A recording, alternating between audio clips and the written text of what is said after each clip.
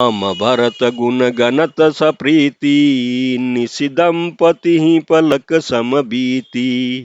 राज समाज प्रात जुग जागे, नहाई नहाय सुर पूजन लागे। गे नहाय गुर पहि रघुराई, बंदी चरण बोले रुख पाई।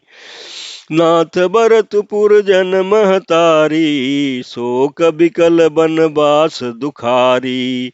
सहित समाज राउ मिथिलेषु, बहुत दिवस भय सहत कलेषु।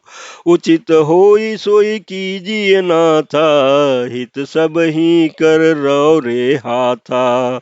अस कही अति सकुचे रघुराऊ, मुनि पुल के लकी सीलु सुभाऊ।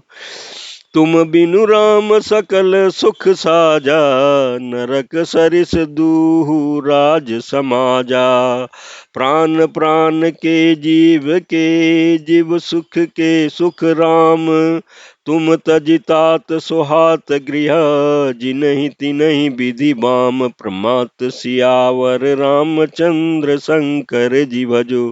अयोध्या कांड दोहा 290। इस चौपाई के प्रसंग में तुलसीदास जी कहते हैं कि श्री राम जी और भरत जी के गुणों की प्रेम पूर्वक गणना करते कहते सुनते पति पत्नी को रात पलक के समान बीत गई। प्रातः काल दोनों राज समाज जागे और नहा नहा करके देवताओं की पूजा करने लगे। श्री रघुनाथ जी स्नान करके गुरु वशिष्ठ जी के पास गए और चरणों की वंदना करके उनका रुख पा करके बोले, हे नाथ भरत जी, भरत अवधपुर वासी तथा माताएं सब शोक से व्याकुल और वनवास में दुखी हैं। मिथिलापति राजा जनक जी को भी समाज सहित क्लेश सहते हुए बहुत दिन हो गए।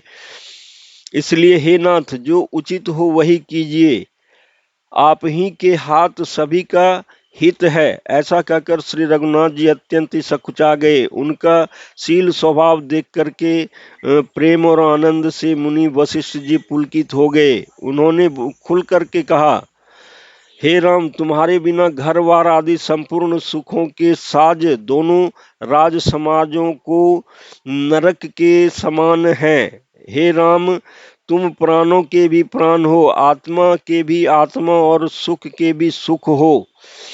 हे तात, तुम्हें छोड़ करके किसे घर सुहाता है, उन्हें विधाता विपरीत है।